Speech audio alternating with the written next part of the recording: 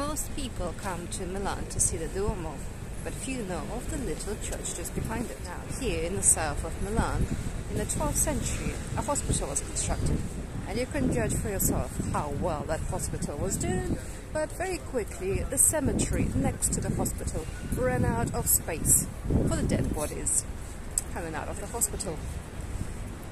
Shortly after that, in the 13th century, a chapel in the church was constructed using those bones. And it was from there that the King of Portugal got the inspiration to build an exact copy in near Lisbon. Let's go and check it out.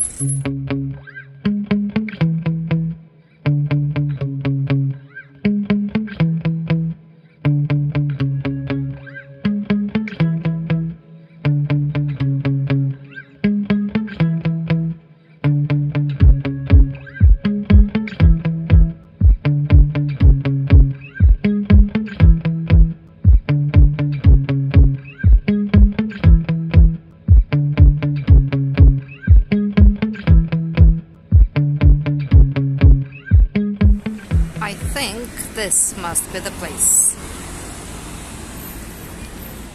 Judging by a big group of tourists or sightseers that has just walked into there, I think I'm at the right place.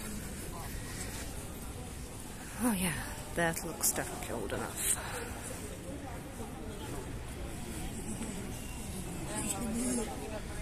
Yep, must be the place. And as everywhere in Italy, homelessness is right there in your face. But about that another time. Now, on to the chapel. And it is really easy to miss, because if you don't know where you're going, you just end up in the actual church. And that looks like any other church. Where are the bones? But even so, there is something special about this place. A relative of Columbus is buried here in the chapel just to the right of the altar. Unfortunately, the way was closed, so I wasn't able to check it out. But come on, let's go and look for the Chapel of Bones.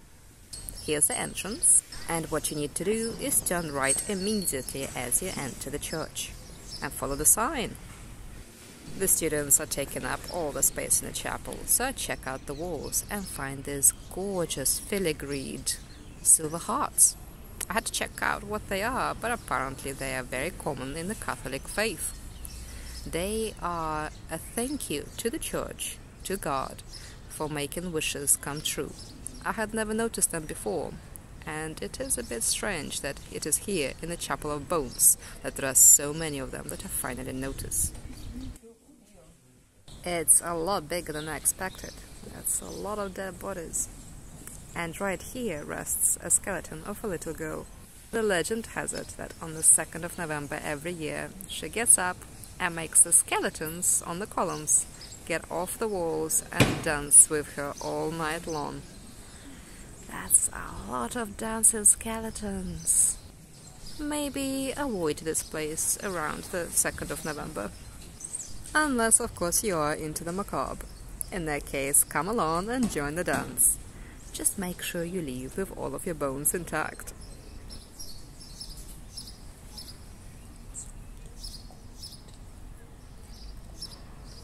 Not like emotionally, oh my god, I feel pinpricks on my skin. No, it's physically cold. The temperature here is very low.